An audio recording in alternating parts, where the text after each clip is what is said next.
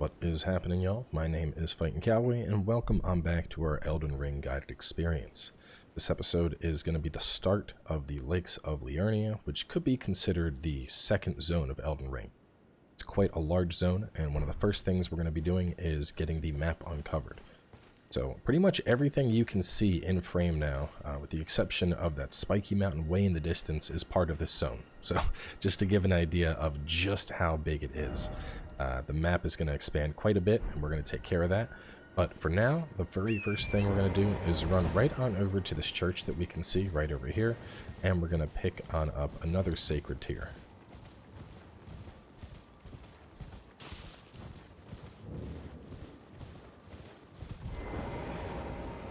Go ahead and grab that. And there's an NPC you can talk to if you want over here. He has a quest related to the academy. It'll end up getting you a spell towards the end, but it's not something that I would consider to be a necessity. Now for now, we're just going to follow this trail though. There's a little graveyard over there and a couple other things you could do up top. You could even hop down the gravestones to make your way on down. But we're going to ride this path all the way on down to a grace that is waiting for us at the bottom of the lakes. There's a camp right here with a couple of loots. Feel free to fight your way through this or just run through. As a reminder, we're not going to be covering everything in this series. We strictly want to point out some things that you can do and go to grab some things that we would consider to be of high importance.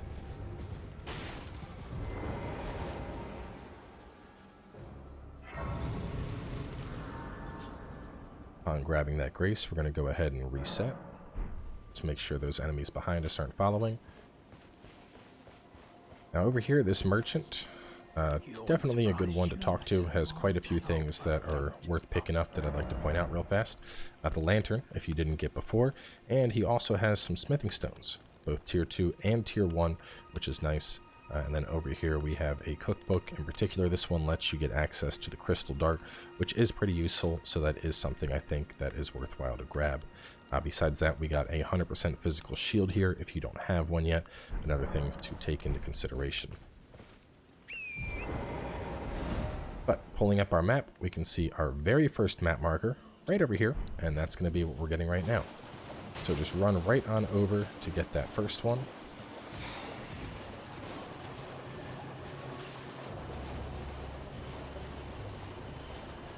And as you come up on it, you'll see a couple enemies that are waiting. So either feel free to attack them, or you can try and just run past. If you have a big weapon like we do, it's going to be pretty easy to just kill those enemies outright, as we did.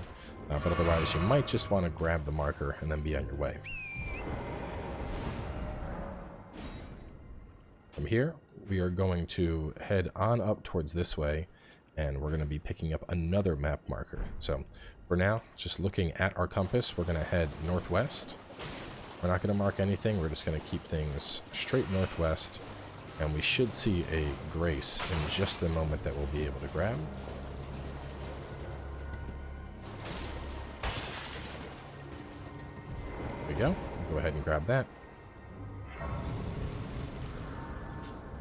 We're going to grab this little goodie over here.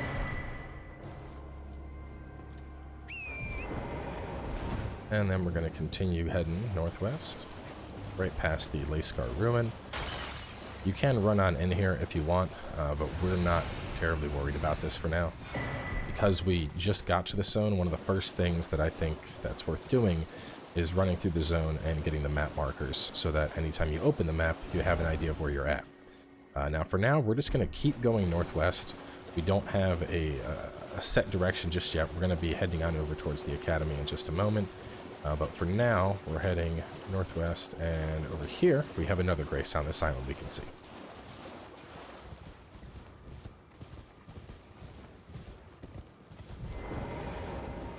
Go ahead and pick this one on up. Now, if you went through the quest back in Limgrave, Patches should be waiting here, so you can go ahead and talk to him if you want. He has moved his shop over here, so there's a couple different things you can pull from him. We have the missionary cookbook here with a couple things. We, of course, have some stuff for baiting in PvP, some fur calling finger remedies, shield and whatnot, fan daggers, all sorts of stuff.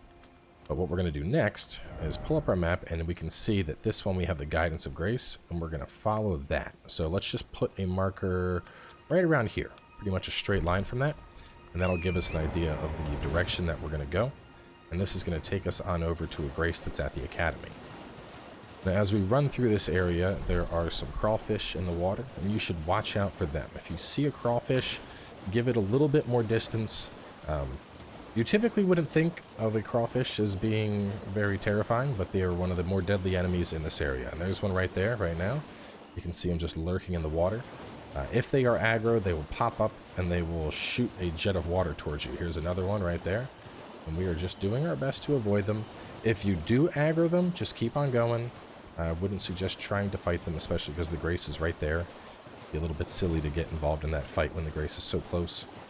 And also right next to the grace, we have another map marker. Go ahead and pick that up. We'll go ahead and grab this grace.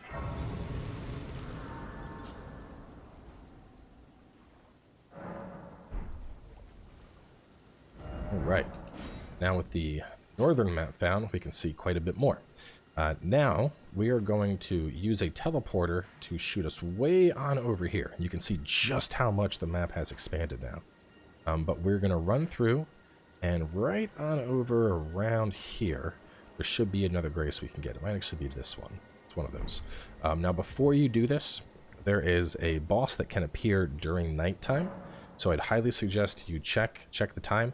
If the time isn't morning or noon, I'd suggest changing it, because if you try to run through here at night, there is a death bird that's going to spawn. And unless you're ready to fight the death bird, it is an unwelcome surprise. So create that marker. We're going to run on over there. And I know we haven't really fought anything yet, but this is quite a large zone. And so it's very helpful just to kind of run through, grab a couple of these graces to start.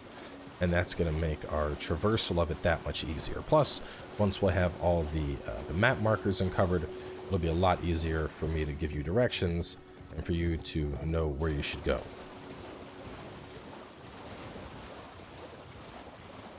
Run along. Right around here is where you would fight the death bird if it is nighttime. There's a grace right around here that we want to get, which would be the grace that you would want to rest at before attempting to fight it.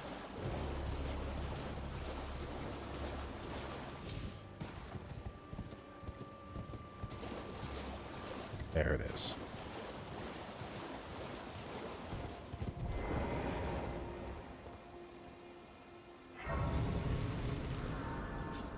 And now looking at the map, with that grace acquired, we're going to go to this little dot right here, just southeast of our current position.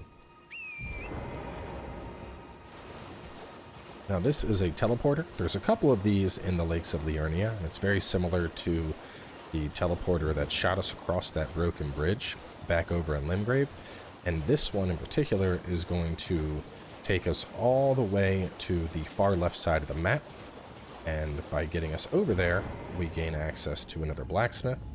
And we can also go just south of this point to grab the final map marker for this zone.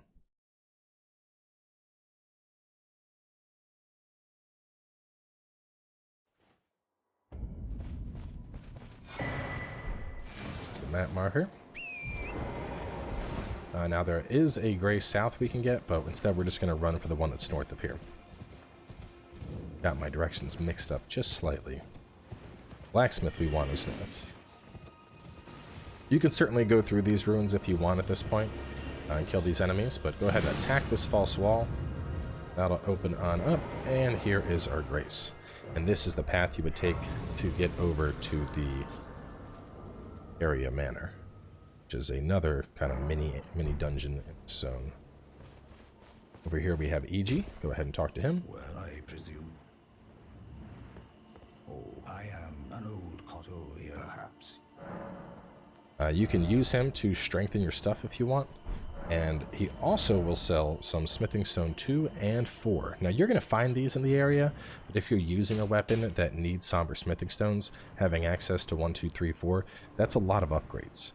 To give an idea, that would be the equivalent of putting one of my weapons up to up to like plus 12 essentially, because you need like 1 1 1 2 2 2 3 3 3 4 4 4. With Somber you would only need 1 2 3 4. So definitely has some stuff. Just good having access to him. But with Iji acquired, we have Liurnia West, and now we can see the full zone. So, with everything uncovered, the next thing we're going to do is shoot on over to here, to the Lakescar Ruins, and then just to map out what we're going to do next, we're going to head on over this way for a grace, and then we're going to go down this cliffside to a cave that's right around here. Warp on over the Lakescar Ruins.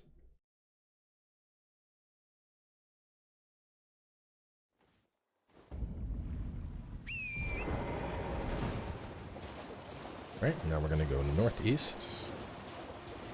At this point, we're ready to actually start exploring the zone and doing some stuff. One of the first things we're going to do is head on over to a catacomb, and we're going to get a new ashen summon. Right now, we have access to a couple. In particular, the Godric soldiers have been kind of our go-to choice, at least the one I've recommended we use. But there is a very nice one we're going to get, another teleporter right there. Wouldn't suggest using that right now.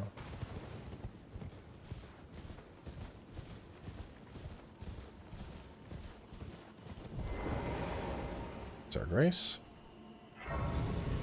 There's a fight that'll happen right here in the highway.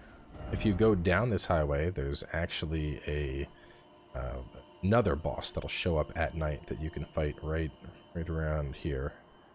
This type of area. It's one of those the Night Riders. See over here, this little creepy statue that would actually point us towards the catacomb we're going towards if you activated it. But the ashen summon we're heading down to get right now is the Caden Sellsword. It's an enemy that you may have encountered back over in Limgrave, the guy that runs around on the horse with the big curved sword. They're fairly strong, definitely a very aggressive enemy to go up against, and they make just as formidable to have as a companion, as an ashen summon. Where's it at? It's always hidden back in here, kind of tucked away. There we go, right where the marker was. So just to see that on the map. See, we kind of went down, swung in, almost like a fish hook.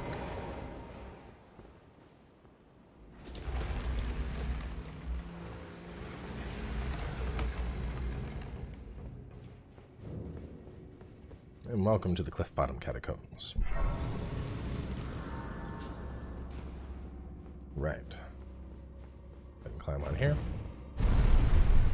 Now there's actually a scythe you can get in here as well. So if you are playing as a dexterity build, obviously a decent pickup, but with the stone we picked up, any build could use the scythe with success. You could change the scaling on it, but it'll still perform best with dexterity or a quality build.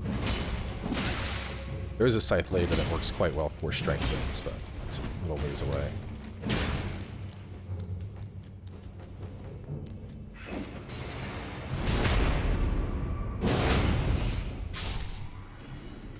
Just a fun little trick for these enemies. The book that was being sold by the merchant that allows us to make the magic darts. You can use magic darts to kind of brainwash these little stone golems, and it'll cause them to attack each other.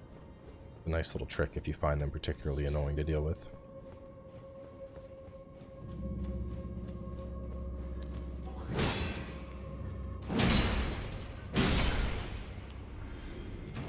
While we're down here, make sure you pick up any grave gloveworts. We need these to upgrade our spirits.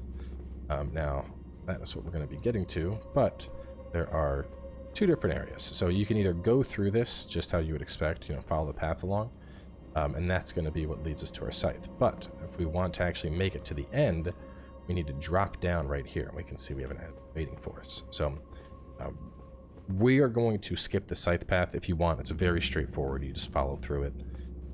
But we are going to instead go along the critical path that you actually need to go through down here to reach the end.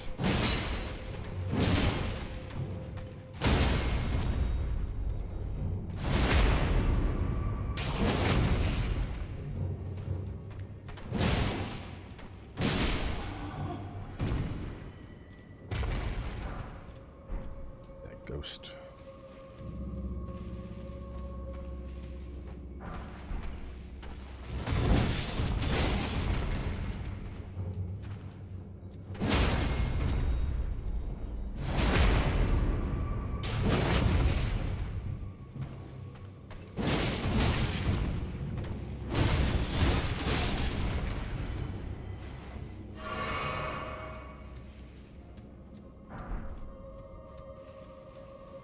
That,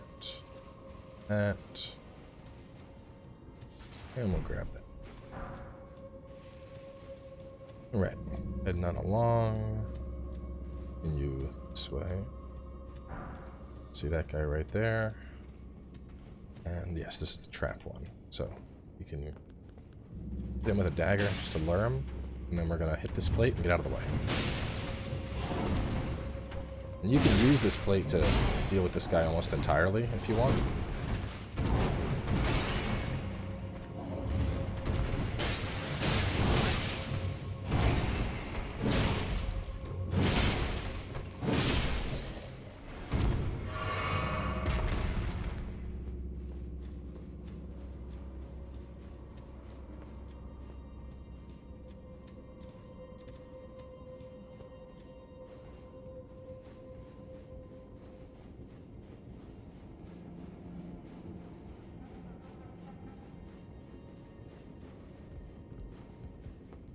All right.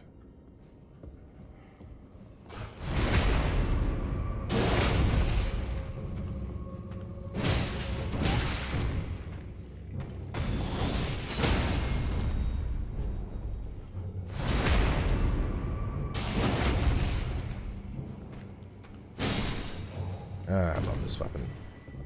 Here we have the Page Ashes. The Page is a pretty decent summon as well. It has a rapier as well as a one-handed crossbow, so if you were looking for a ashen summon that has a little bit of range damage, it's a solid choice. All in all, I think Caden is better. I think Caden is comparable to some of the endgame summons, just in terms of his health and aggressiveness, which makes him a very useful choice this early in the game. But, you know, at the end of the day, the entire point of an ashen summon is to complement your own playstyle. So if you are playing a long-range character or a caster of sorts, it'll probably be really useful having something like Caden. If you are playing a character that is up on top of the enemy, something like the Page may be more useful, since it will sit on the backside and do damage out of harm's way. Either way, let's head on into the mist. Little burial watchdogs. Alright, we cannot stomp through that. I thought we could.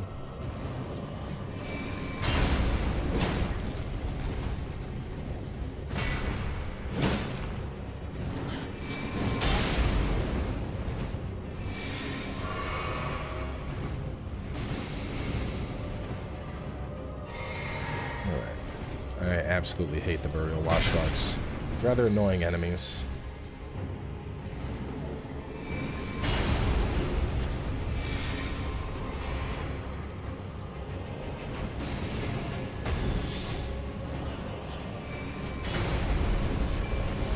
We're gonna bring them out just as a distraction. We'll turn and attack them, and now I can do this.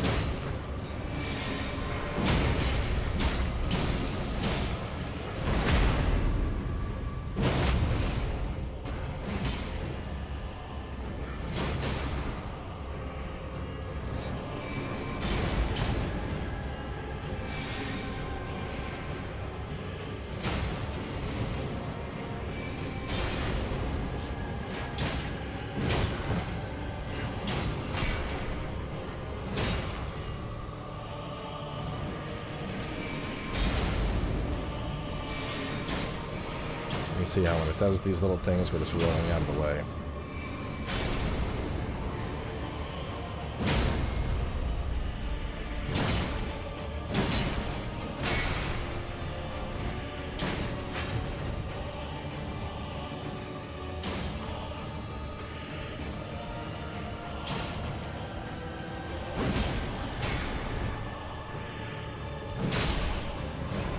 There we go.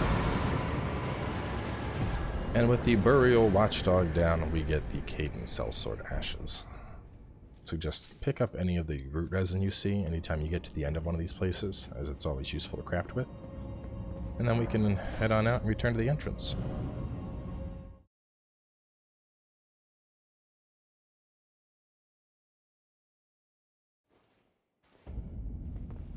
Right, now from here, we are going to shoot back on over to the Scenic Isle that we got before.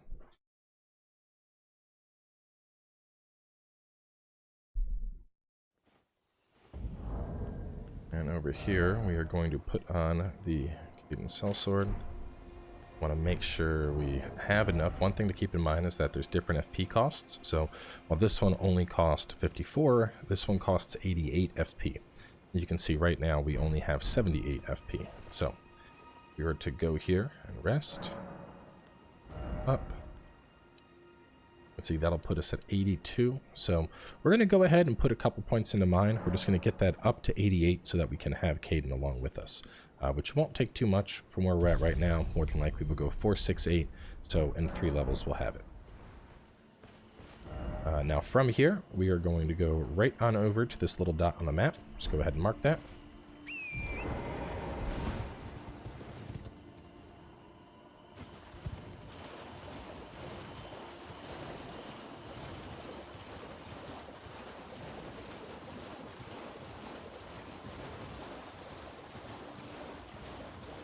There's a couple things we're going to run past along the way that we're just going to grab because they're right there. This right here is a stat knot. There is a knot for all 4 of the main damage stats: dexterity, strength, intelligence, and faith. You can put those in your flask to give you a temporary stat boost. So if you're under the stat threshold for something, you could use the knot to achieve it until you get the stats necessary. And they're pretty easy to find. Just look them up if you want, but they're not something I would consider to be a necessity. Go ahead and rest right here. That grace. Now from here, we're going to be going south. Just south, there is a whole hidden village under here. But before we do that, head kind of southeast. Well, I guess more south. We'll go like one tick off of south. In particular, we are looking for a little ball that's on the ground right by these crabs. There it is. Let's go on up and kill that ball.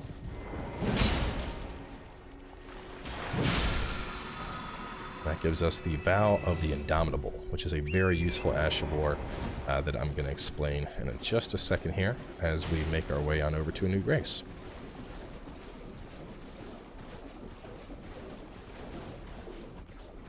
And just kind of run up this hillside. Very tucked away area here. It's quite easy to miss.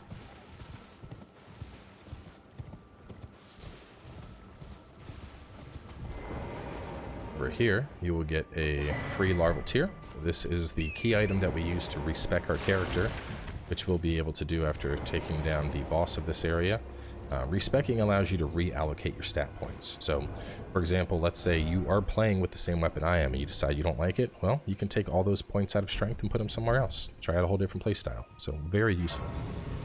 Now, going on over into here, just to talk about Vow of the Indomitable, this is a shield Ash of War. In particular, it's very useful.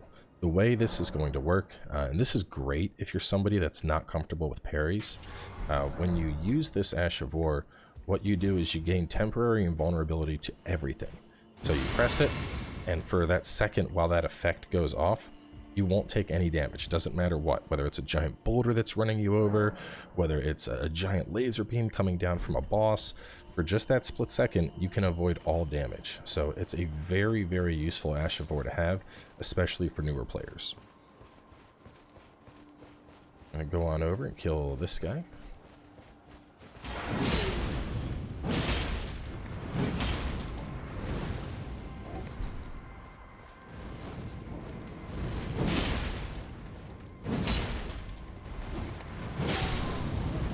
The perfumers can be quite annoying, the way they jump around. After that, run on over here. Go ahead and smack this pot. Please, no. Dear me. I haven't a clue. No secrets lie with me, not a one. Oh, please leave me be. Wait there. Well. You can go ahead and burn through the Albus's dialogue here. He is going to give you the Holly Tree Secret Medallion. This is the first half of the medallion that you need to access a secret area later in the game. An ivory sickle right there on the back of that. And that about wraps things up. We're going to go on over here and kill a boss that's over here for some free runes. And one other thing that's important to mention is when grabbing that secret medallion, upon doing so, you also trigger an event at the round table hold, which we're going to show you in just a moment. But after you have that medallion, when you go back to round table hold, you'll be attacked. So we're going to show how that works in just a second here, right after I kill Omen Killer.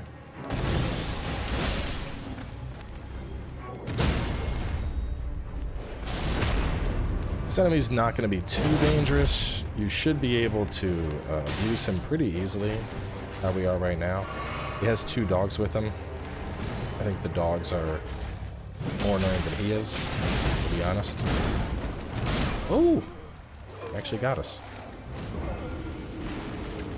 That's okay, we'll kill the dogs first this time.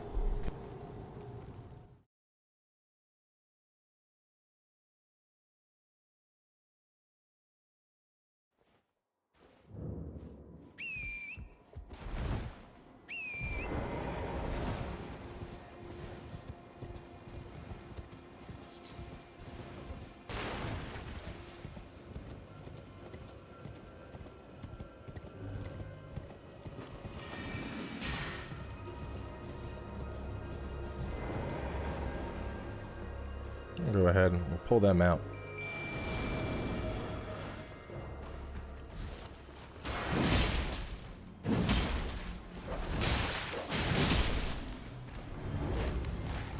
Gonna go over here and grab our stuff.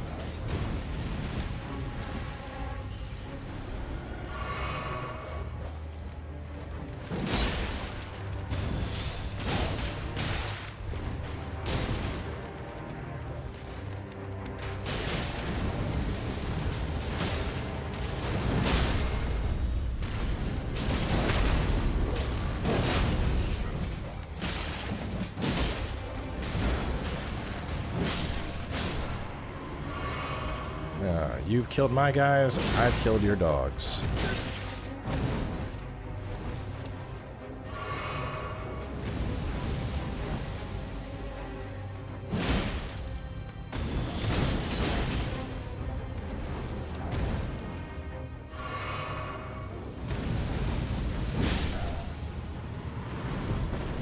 There we go. With him dead, we get a quick 5,000. So, from here, let's go ahead and go back to round table hold. So a quick little shortcut, when you're at the main menu, if you hit Y, X, A, it'll always take you there. Or on PlayStation, triangle, square, X. You can see as we spawn on in, everything is darkened, and Ensha is coming to fight us. This really shouldn't be that hard of a fight. For the most part, you can just kind of smack Ensha around. And once again, this is triggered by you picking up that medallion half. But after doing that, you are back at the round table hold. You get a new weapon, which isn't all that good, but hey, new weapon, I'm not going to turn it down. But that is going to wrap things up for now. Of course, there is still a lot of different things you can do in Liurnia. The Artist's Shack up here, and you can get a prayer book for lightning spells by fighting an enemy in that area. We have a Knight Rider. We have all those enemies that were fighting over here that we saw. We have some ruins over here. Over here we have a Everjail that you could go to. All sorts of stuff. I mean, over here is an Erd Tree. So don't be afraid to get out there and explore. The one thing that I do want to point out is even though we have the village of the Albinaurics, you can see there's a ruined structure here and a church structure here. This upper area you can't get to just yet. So you can do some stuff over here and you can do some stuff over here, but this upper area is actually visited much later in the game. So just wanted to give folks a heads up, because I know I myself ended up spending quite a few attempts figuring out how to get over here, and you can't get up into this area just yet. But regardless, we have another episode on Liurnia coming up, where we're going to be taking a look at more of the upper half of the zone, so make sure to stay tuned for that, and we will catch you then as we continue on our journey.